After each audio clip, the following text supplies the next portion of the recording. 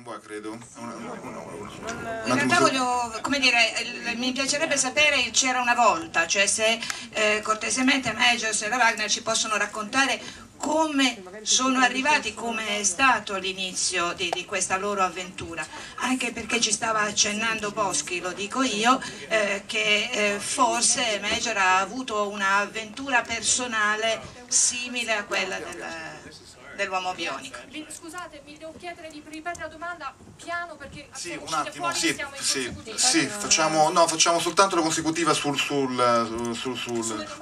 domande, poi la risposta l'avrete nelle cuffie. Allora ripeto lentamente, se possiamo essere più sintetici. Cortesemente volevo sapere come sono arrivati a queste serie, cioè quindi proprio l'inizio dell'avventura, e in particolare se riguardo Majors, se quello che ci raccontava Boschi su una vicenda personale di Majors simile a quella che avrebbe incontrato con l'uomo bionico è reale.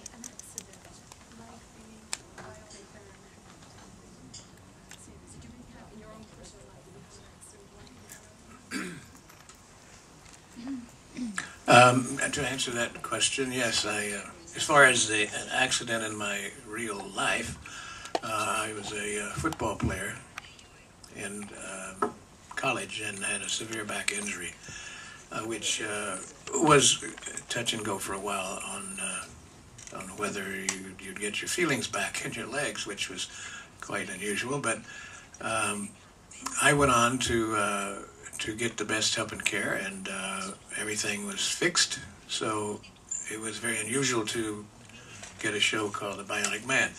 But I, as Lindsay, were both under contract to Universal Studios, and I had just finished a couple of series for them, and they came to me with a script to read called Cyborg, which came from a book by Martin Caidin, which I read, and it sounded very, very funny to me, actually.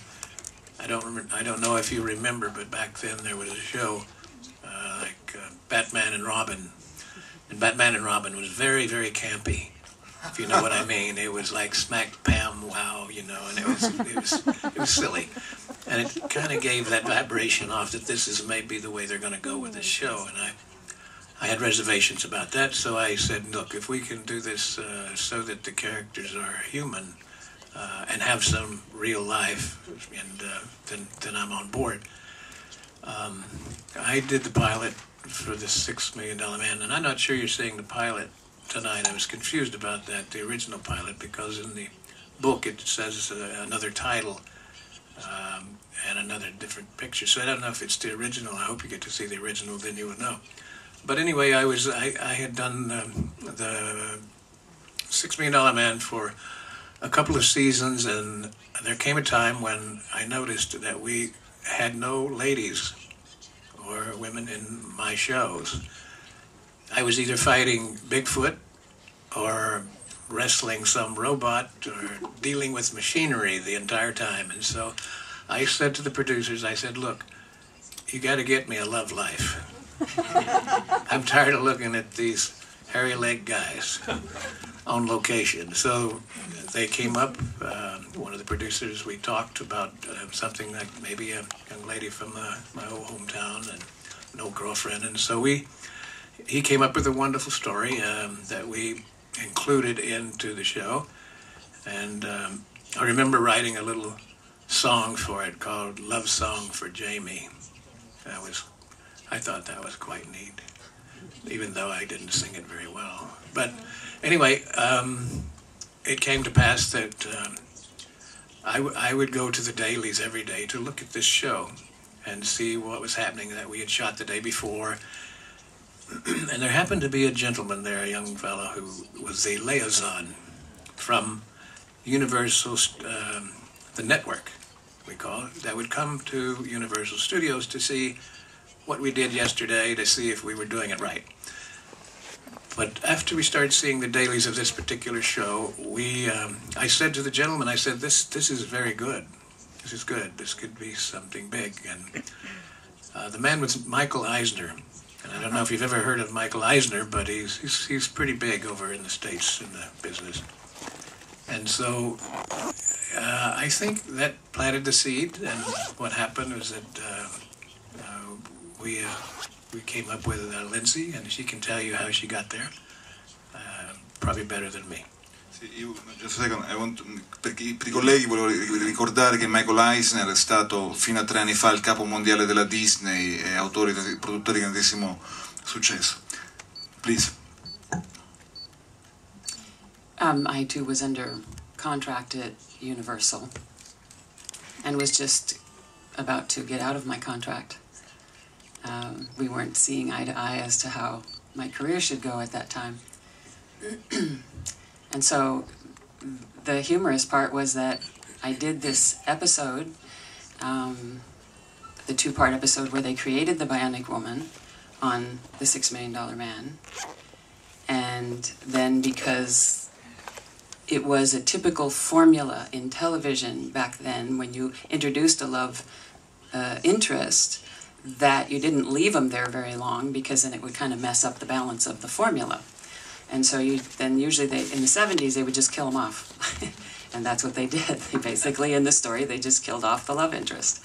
And so I agreed to do this, and then my contract was up. We parted ways. Universal went this way, I went this way, went on to do some features in Canada and whatnot. And it aired, and it was so successful that they actually... there was so much feedback from the audience, including some children's hospitals saying, what a terrible thing to do. You have this quintessential father figure, the one that all the little boys and all the little girls look up to.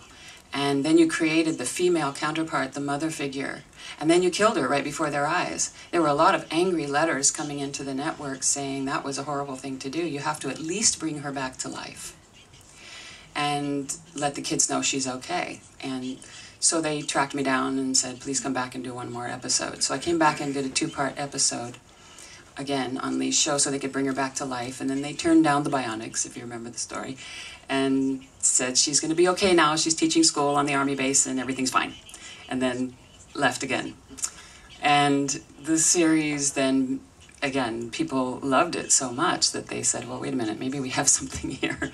So eventually they kind of tracked me down again and we negotiated to start the series itself. And for me, my interest in doing it was more about having the opportunity to communicate with kids through this story.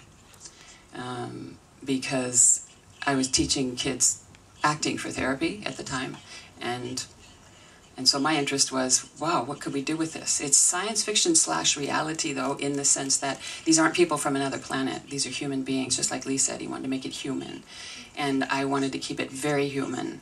And I wanted to be able to talk about strength, but use it as a metaphor and write the stories differently than they'd perhaps been written, in the sense that I wanted to bring up what it meant to have strength from the feminine aspect and use the bionics. That's why we had so many more jokes and humor and opening cans with my fingernails and things like that, was so that we could use the bionics, keep them in the stories, but also do problem solving from a feminine viewpoint, which is what we tried to stress in the stories. Which kind of gave it a different, so it wasn't two exactly the same series, one starring a man, one starring a woman. They were different, they had their own unique personalities.